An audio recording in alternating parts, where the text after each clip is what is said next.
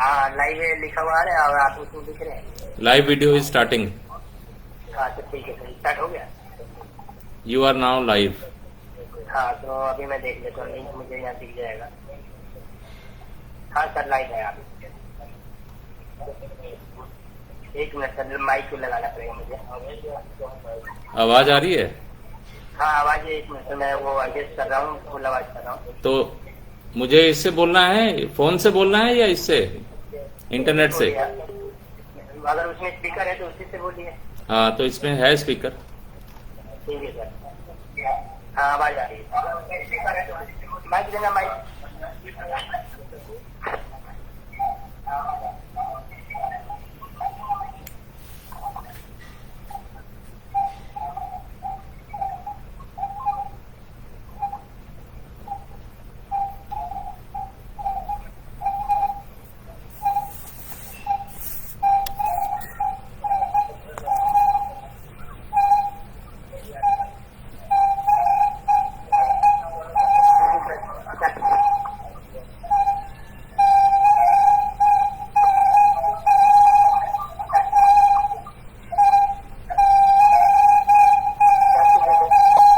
Hello,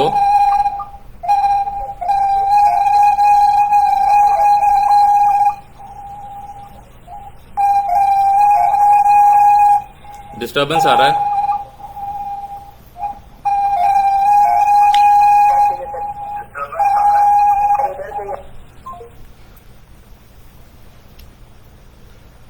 मेरी आवाज आ रही है?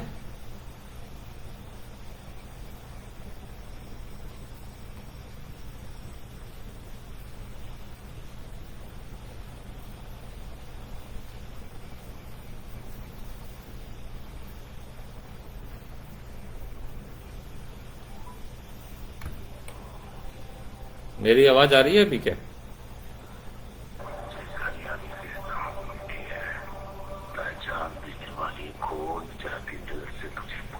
हेलो।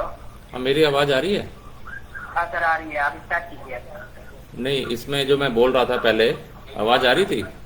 हाँ आ रही है सर। ठीक है, ओके। दोस्तों, ये जो गोटल इंडिया है, ये संस्था 4 साल पहले हमने सोचा था। और गोटुल का मतलब होता है पाठशाला, और इंडिया का मतलब है अपना भारत। तो जो गोटुल इंडिया है, ये एक पाठशाला है जो गांव-गांव में, शहर-शहर में, हर शहर में और हर गांव में जाएगा। इसका उद्देश्य यह है कि हम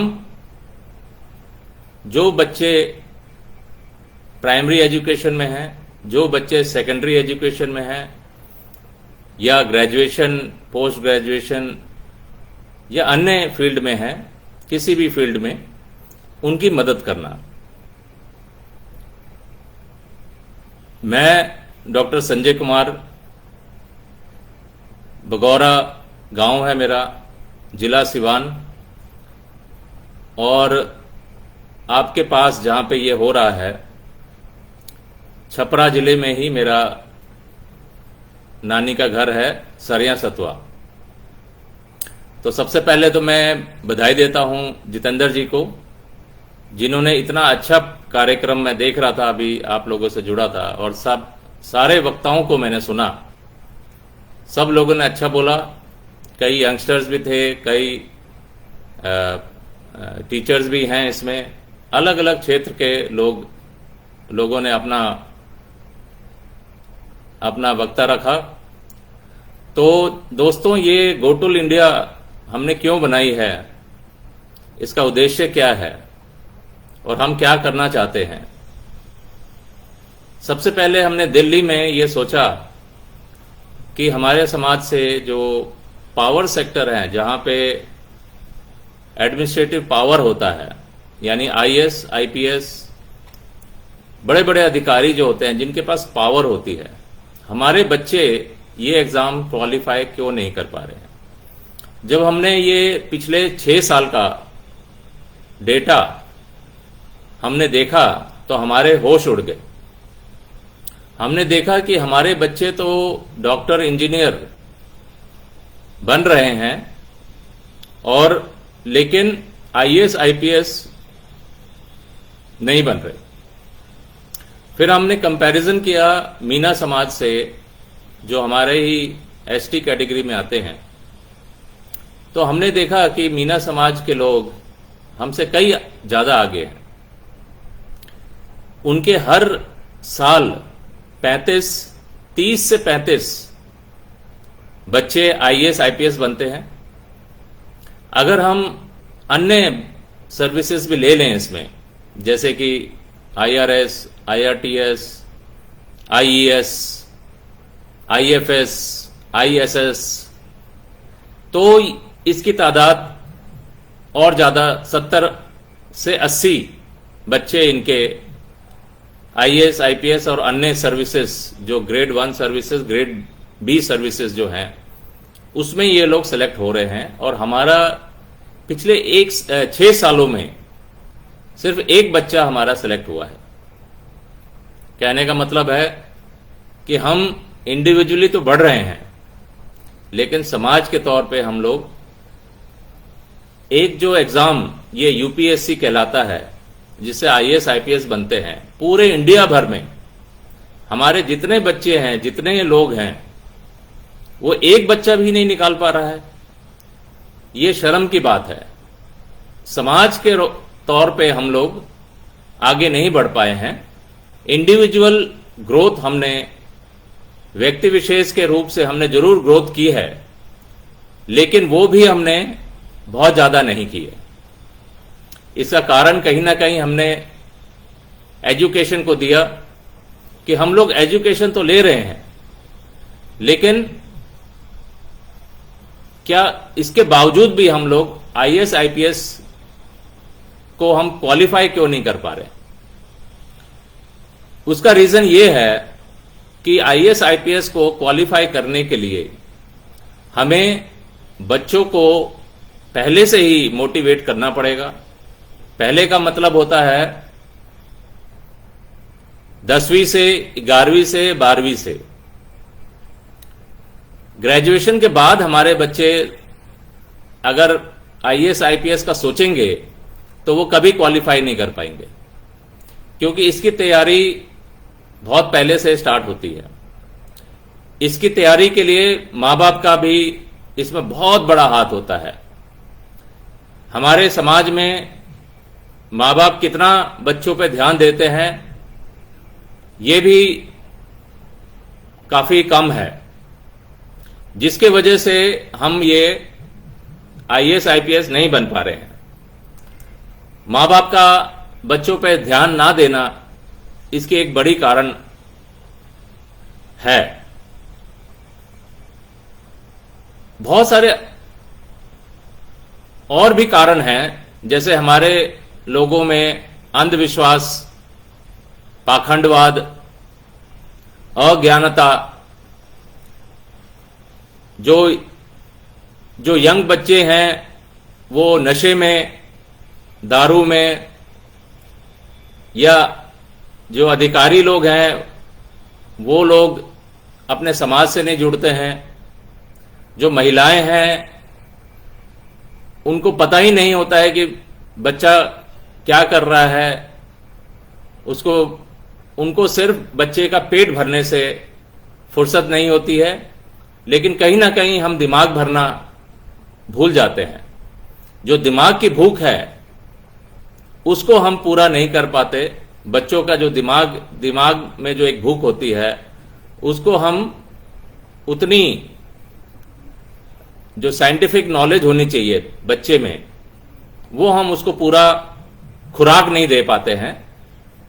तो कहीं ना कहीं, और तीसरी बात ये भी है कि बच्चे को अच्छा आहार, खेलकूद और अच्छा डेवलपमेंट बच्चे का हम नहीं दे पा रहे। तो कहीं ना कहीं पेरेंट्स का, अभिभावकों का इसमें बहुत बड़ा रोल होता है कि वो बच्चे को किस तरह से लालन पालन करते हैं।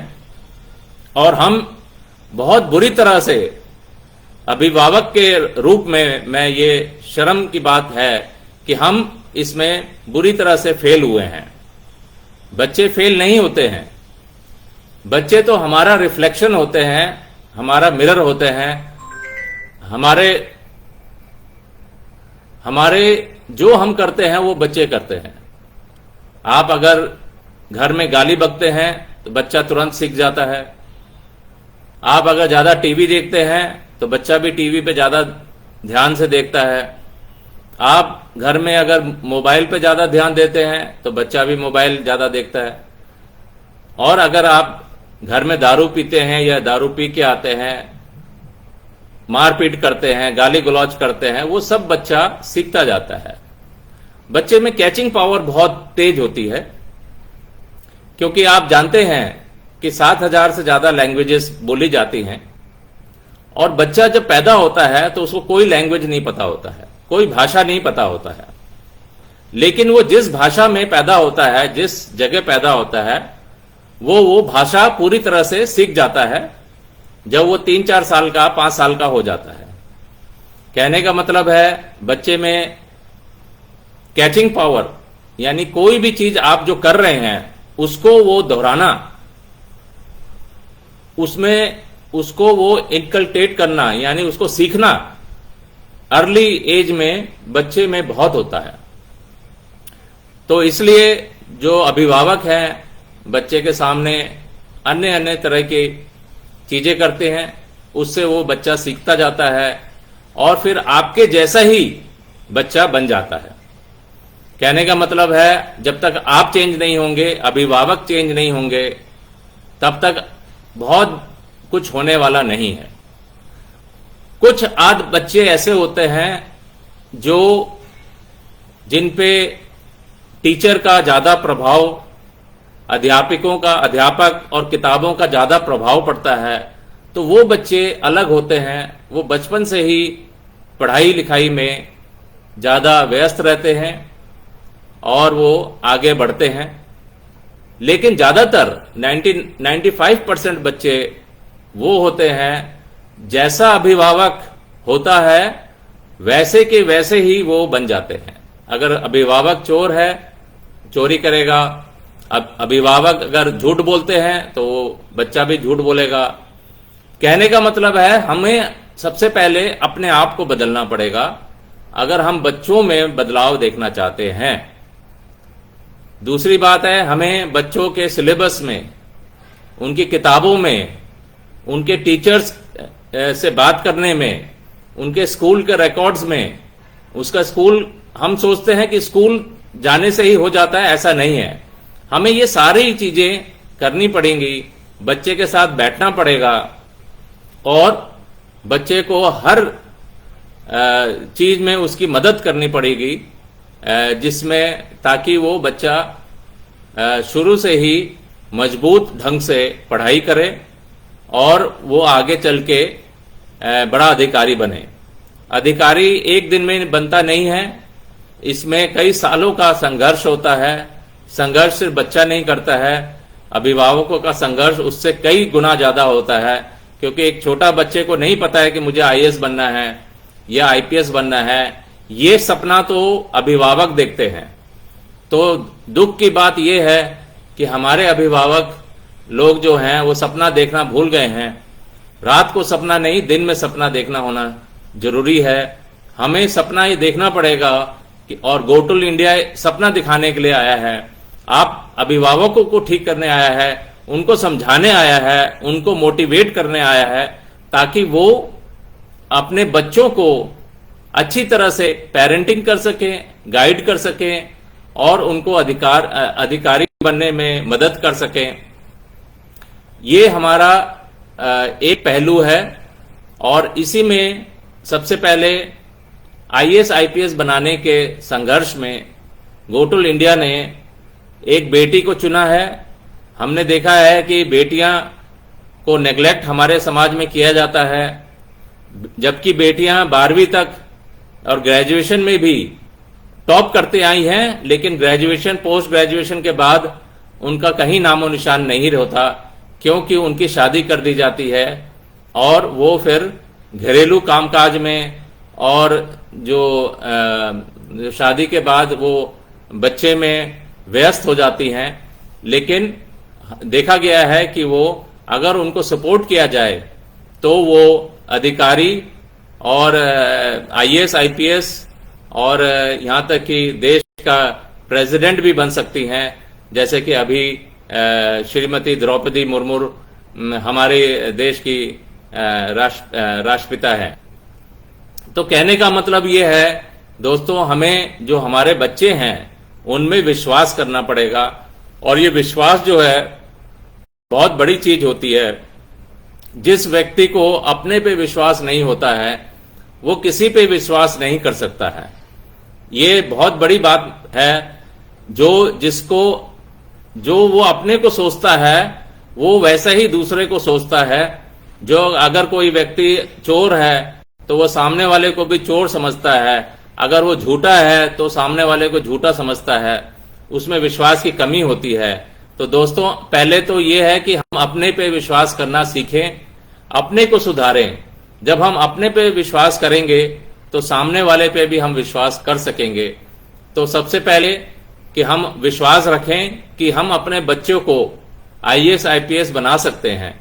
ये बहुत जरूरी है कि हम अपने पे विश्वास करें और एक सपना हम बुने कि हमारा बच्चा और आईएएस आईपीएस बन सकता है, और सिर्फ हमारे परिवार का नाम नहीं, पूरे समाज का नाम रोशन कर सकता है, गोटल इंडिया का नाम रोशन कर सकता है। और आने वाली पीढ़ी उस बच्चे को देखेंगी तो उनको भी मनोबल बढ़ेगा, वो भी आगे चल के आईएएस आईपीएस बन सकेंगे। क्योंकि जब ये बच्चा लाल बत्ती की गाड़ी में अपने गांव जाएगा या कहीं पे भी जाएगा या किसी से मिलने जाएगा या शादी में जाएगा या पार्टी में जाएगा, तो हमारे समाज के बच्चे उसको देख करके उनको भी लगेगा कि मुझे भी ऐसा बनना चाहिए। तो यही चीज की हमारी कमी है कि जो अधिकारी गण हमारे ऊंचे लेवल पे पहुंच जाते हैं वो समाज का साथ छोड़ देते हैं। तो दोस्तों, हमें बहुत सारी कुरीतियां हैं जो हमारे समाज में हैं, धीरे धीरे उसको घटाना है। और साइंस, पढ़ाई लिखाई और साइंटिफिक टेम्परमेंट यानी कि विज्ञान को हमें अपने समाज में लेके आना है। कहीं ना कहीं हम ये जो विज्ञान की जो निरंतर जो आगे बढ़ रहा है साइंस, उसमें हम उस गति को नहीं पकड़ पाए हैं। हम कहीं ना कहीं उस गति से पीछे रह गए हैं। पहले तो इंसान चांद तक गया था, आज मंगल ग्रह पे जा रहा है। ये जो बढ़ोतरी जो इंसान ने की है उसमें हम कहीं ना कहीं बहुत पीछे रह गए हैं। आज भी हम अंधविश्वास, पाखंडवाद और अज्ञानता में फंसे हुए हैं। इसको हमें कम करके बच्चों को साइंटिफिक टेम्परमेंट, किताबें और आजकल तो यूट्यूब है और अन्य तरह के उपकरण हैं जिससे हम पूरे वर्ल्ड का नॉलेज हमारे लैपटॉप में या हमारे फोन में आजकल मिल जाता है। तो आजकल रिसोर्स की कमी नहीं है, रिसोर्स की कमी नहीं है, जानकारी की कमी नहीं है। कमी है तो हार्डवर्क की कमी है। पहले क्या होता था, रिसोर्स की कमी होती थी और लेकिन अब ऐसा नहीं है। अब रिसोर्स आपके पास मोबाइल में हर तरह की वीडियोस हैं, हर तरह की किताबें हैं। आजकल ऑनलाइन किताबें, ऑडियो बुक्स भी आती हैं। तो इस तरह के हैं और गवर्नमेंट स्कीम्स कई सारे हैं जो हम अपने वेबसाइट पे डालेंगे तो बाकी लोग हमारे वेबसाइट से जुड़ के गोटल इंडिया से जुड़ के इसका फायदा उठा सकते हैं। और जो हमने अभी जो बच्चों को और टीचर्स को सम्मानित किया था, और बहुत जल्दी हम लोग इनका एक ग्रुप बना के एनसीईआरटी कोचिंग यानी कि 6ठी क्लास से 12वीं क्लास तक की जो कोचिंग है वो हम फ्री में करने जा रहे हैं दिल्ली में। आगे चल के हम लोग पटना में भी इसका एक गोटल इंडिया का ब्रांच खोलने वाले हैं पटना में, और पटना के बाद हम झारखंड जाएंगे, रांची में, और उसके बाद अन्य स्टेट्स में भी जाने का हमारा प्रोग्राम है। अगर बिहार से कोई बच्चा आईएएस बनना चाहता है और बहुत ही प्रतिभाशाली है और लेकिन उसके पास पैसे नहीं है कोचिंग करने के लिए, तो हम उसकी मदद करेंगे। ये हमारा संकल्प है कि हम कम से कम 1-2 बच्चों को हर साल बड़े से बड़े इंस्टीट्यूट में डालें। जैसे हमने एक मनीषा नाम की लड़की जो है, जो हमारे समाज से आती है, वो बहुत गरीब थी लेकिन उसके 94% 12वीं में मार्क्स आए थे। उसको हमने इसी साल दृष्टि आईएएस कोचिंग में दिल्ली में कोचिंग में डाला है, जिसमें 2 लाख रुपए समाज ने दिए हैं उसको, और वो आईएएस का एग्जाम अगले साल मई में बैठेगी। तो हम और अभी वो काफी अच्छा कर रही है, उसके मार्क्स हम देखते रहते हैं और उसके टीचर से भी बात करते हैं। और हमने एक मैडम है आईएएस कविता मैडम, जिन्होंने अपना आश्वासन दिया है कि हमारे बच्चों को वो गाइड करेंगी आईएएस आईपीएस बनने में। वो खुद भी आईएएस है मैडम, और उन्होंने अपनी बेटी को आईएएस बनाया है। तो उनका नाम प्रेरणा है, जो हापुड़ में एसडीएम है, यानी मजिस्ट्रेट हैं, सब डिविजनल मजिस्ट्रेट। तो ऐसे जो मैडम है, जो हमें पूरा सहयोग है उनका। तो हम आशा करते हैं कि मनीषा हमारे समाज से बहुत जल्दी उत्तीर्ण होगी और इसमें आईएएस आईपीएस के एग्जाम में पास होगी, ताकि हम एक एग्जाम्पल के तौर पे हम आपके सामने रख सकें। उससे क्या होगा कि हमारे जो आने वाली पीढ़ी है, अन्य बच्चे जो हैं, उनको भी मोटिवेशन मिलेगा, उनको गाइडेंस मिलेगी कि मनीषा ने कर दिया तो हम भी कर सकते हैं। मनीषा खुद भी गाइडेंस दे सकती है उनको। तो इस तरह की चीजें हम लोग कर रहे हैं। और जैसे मैंने बताया कि गोटुल इंडिया सिर्फ आईएएस आईपीएस के लिए नहीं है। अभी हम प्राइमरी एजुकेशन, जो बच्चे बीच में छोड़ देते हैं, स्कूल छोड़ देते हैं, उनको भी हम लोग किसी तरह से कोशिश करके दोबारा से स्कूल में डालने की कोशिश करेंगे। और एक चीज और मैं बता दूं, पढ़ने लिखने का कोई उम्र नहीं होती। कोई भी स्टेज में जितनी भी पढ़ाई आपने की हुई है, चाहे आपकी कितनी भी उम्र हो, आप दोबारा से पढ़ सकते हैं और अपनी पढ़ाई जारी रख सकते हैं। आजकल इतनी सुविधा है कि आप घर बैठे एग्जाम की तैयारी कर सकते हैं और सीधा एग्जाम देने आप जा सकते हैं। ओपन स्कूल होते हैं, ओपन कॉलेजेस होते हैं, ओपन यूनिवर्सिटी है। इसका मतलब ये होता है कि आपको कहीं जाने की जरूरत नहीं है, आप अपने घर बैठे तैयारी करके सीधा एग्जाम देने जाइए। 1-2 बार बीच में क्लास लेने जाना होता है, वो आप जाके अपना डिग्री को दुरुस्त कर सकते हैं और ज्ञान को आगे बढ़ा सकते हैं। सबसे इंपॉर्टेंट है ज्ञान, क्योंकि ज्ञान में बहुत पावर होता है। दोस्तों, बाबा साहेब डॉक्टर भीमराव अंबेडकर को लोगों उन्होंने जिन्होंने संविधान बनाया, सिर्फ अपने ज्ञान के बलबूते पे वो कई लोग उनको नजरअंदाज करना चाहते थे, लेकिन उनको नजरअंदाज नहीं कर पाए क्योंकि उनका ज्ञान बोलता था। और जैसे doctor APJ Abdul Kalam, doctor कलाम को आप जानते हैं, जो कि राष्ट्रपति थे, अपने राष्ट्रपिता थे, अपने प्रेसिडेंट थे इंडिया के। और वो सिर्फ जिनको मिसाइल मैन के नाम से भी जाना जाता है, वो सिर्फ अपने पढ़ाई के बलबूते पे, क्योंकि उन्होंने अपना जो ये जो अंतरिक्ष में जो भेजा था, उसके बलबूते पे, और निरंतर वो टीचर रहे, पढ़ाई करते रहे, पढ़ाते रहे। और आखिरी समय में भी जब उनकी डेथ हुई तो वो एक क्लास ले रहे थे। तो कहने का मतलब है दोस्तों, पढ़ाई लिखाई में बहुत पावर है। बिजनेस कुछ लोग करते हैं, वो ठीक है, लेकिन उसमें भी पढ़ना लिखना बहुत जरूरी है। जितना आप आगे जाएंगे उतना आपको ये पढ़ाई लिखाई की कमी महसूस होगी। और लोग कहते हैं कि काश मैं इतना पढ़ा होता कि मैं अपने बिजनेस को और आगे बढ़ा सकता। तो बिजनेस आइडियाज भी पढ़ाई लिखाई से आते हैं। तो आप अगर बिजनेस में हैं तो भी आप पढ़ाई अपना जारी रखिए, किसी भी फील्ड में है, आप इसको पढ़ाई को अपना जारी रखिए। कहने का अब इसी पे मैं अपना वक्तव्य समाप्त करूंगा। मैं पुनः आप सभी लोगों को बधाई देता हूं, और हम लोग 3 तारीख को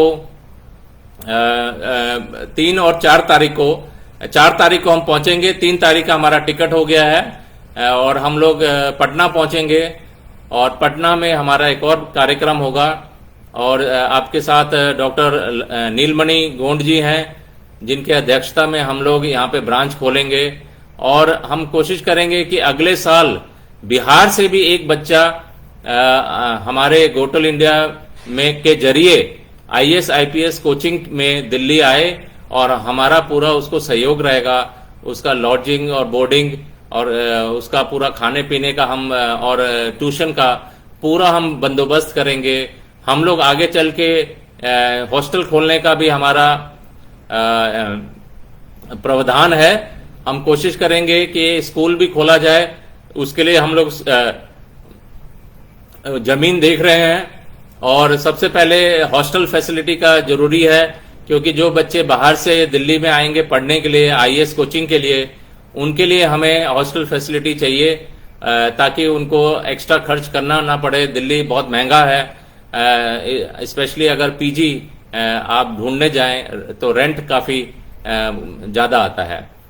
अंत में मैं ये कहना चाहूंगा कि आप लोग गांव में हैं, और उसके बावजूद भी आप आसपास सतर्क रहें कि और इन्फॉर्म्ड रहें कि एजुकेशन के प्रति वहां पे क्या क्या एक्टिविटीज हो रही हैं, कहां से मेरे को ज्ञान मिल सकता है, कहां पे मैं जाऊं। कोई टीचर है तो उनको पकड़िए, ताकि आसपास में जितने भी रिसोर्सेस हैं उसको आप कलेक्ट करके बच्चों में कोई ऐसा जगह बनाए, कम्युनिटी हॉल है या कोई जगह है, खाली जगह है, जहां पे बच्चों को कोई भी लड़का भी या लड़की कोई भी जो सीनियर है वो उनको कोचिंग दे सके, पढ़ा सके। इससे 2 फायदे होंगे कि आपका बच्चा भी पढ़ेगा और जो बच्चा पढ़ा रहा है उसका भी ज्ञान। तो इस तरह का माहौल बनाए गांव में, ताकि एक एजुकेशन के प्रति आप सब लोग जागरूक उठे। और जो बच्चे आपके हैं जो गांव से, मैंने ऐसे कई गांव देखे हैं जो कि पूरा गांव के गांव अधिकारी है, कोई ना कोई बच्चा हर गांव से अधिकारी है, और कोई ना कोई बच्चा कोई टीचर है तो कोई कुछ है। तो ऐसा आपको सोचना पड़ेगा। सोच आपको पॉजिटिव रखना चाहिए, क्योंकि सोच से ही आदमी बड़ा बनता है और सोच से ही आदमी छोटा बनता है। अगर छोटी सोच रखेंगे तो आप ज्यादा कुछ नहीं कर पाएंगे, बड़ी सोच रखेंगे तो अगर थोड़ा सा भी करेंगे तो बहुत कुछ हो जाएगा। कहने का मतलब है सोच बड़ी रखने में आपको कुछ लगता नहीं है, लेकिन ये है आपका जो लाइफस्टाइल है वो पूरी तरह से चेंज हो जाता है।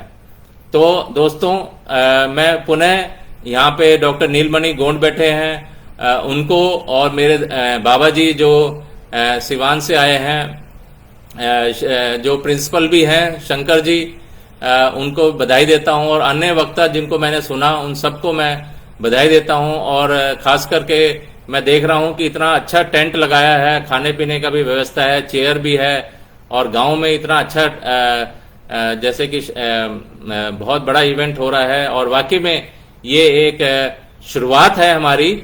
और मैं एक चीज और बता दूं कि जो भी आप पैसा जो डोनेट करते हैं, हम लोग डोनेशन से ही काम करते हैं, लेकिन वो पैसा हम लोग आपका सिर्फ एजुकेशन पे हम लोग उसको खर्च करते हैं। हम लोग टेंट लगाने में या मीटिंग करने में या आने जाने में आपका पैसा बिल्कुल खर्च नहीं होता। ये पैसा जो आप जो कभी भी डोनेट करेंगे तो या जोड़ने के बाद जो डोनेट करेंगे, वो हम पैसा आपका सुरक्षित रहता है, वो सिर्फ बच्चे के एजुकेशन में ही लगेगा। ऐसा हमने प्रावधान किया है कि कोई भी व्यक्ति जो गोटल इंडिया से जुड़े उसका पैसा सुरक्षित रहे और सिर्फ एजुकेशन में खर्च हो। खाने पीने में, मीटिंग में या टेंट लगाने या अन्य किसी भी एक्टिविटीज में, जैसे हम लोग अभी पटना आएंगे तो हम अपने पैसे से आ रहे हैं। तो इस तरह की गोटल इंडिया में हमने प्रावधान किए हैं, ताकि ये लंबे समय तक चल सके। अब आज मैं इसका प्रेसिडेंट हूं एक चीज और हमने किया है कि प्रेसिडेंट शिप को भी हम बदलेंगे हर 2 साल पे। ये हमारी वो है कि अभी हमारा 6 महीने कार्यकाल इस जो बोर्ड मेंबर्स हैं अभी 6 महीने हुए हैं, तो अभी हम लोग इसको 1.5 साल हमारा बचा है, उसके बाद हम इसको चेंज करेंगे। तो इसमें डेमोक्रेटिक वे पूरा हम लेके चल रहे हैं, ताकि इसमें कोई ऐसा ना लगे कि भाई डॉक्टर संजय ही प्रेसिडेंट बने हुए हैं। तो इस तरह से भी नहीं होना चाहिए। गोटुल इंडिया पूरा डेमोक्रेटिक स्टाइल से चलेगा, और कोई भी आदमी जो गोटुल इंडिया में जुड़ेगा वो प्रेसिडेंट बनने के हकदार है, और वो प्रेसिडेंट बन सकता है अगर उसमें क्षमता है तो। इसी के साथ मैं धन्यवाद देता हूं सभी वक्ताओं को, जो ऑर्गेनाइजिंग टीम में जो लोग हैं, और खास करके डॉक्टर नीलमणि गोंड जी को अध्यक्ष जो हैं, और जितेंद्र जी को जो इतने यंग में इतने एनर्जेटिक हैं, जो हमारे पूरा कार्यक्रम इन्होंने संभाला अकेले। और आदर्श कुमार विद्यार्थी जी का मैंने सुना, वो बहुत अच्छे वक्ता हैं हमारे, और हमारे हर मीटिंग में आते हैं। और हमारे शंकर जी जो मेरे दादाजी भी हैं, बहुत बहुत धन्यवाद। और मैं आशा करता हूं कि आप सब लोग गोटुल इंडिया क्या कर रही है, क्या नहीं कर रही है, कैसे कर रही है, ये चीज समझ गए होंगे, और हमारे ग्रुप से जुड़ेंगे आप। इसी के साथ मैं भी कोशिश करूंगा कि मैं फिर कभी सारण आऊं, और आप सब लोगों से मैं रूबरू हूं। धन्यवाद। जय भीम, जय सेवा, जय जोहार, नमस्कार।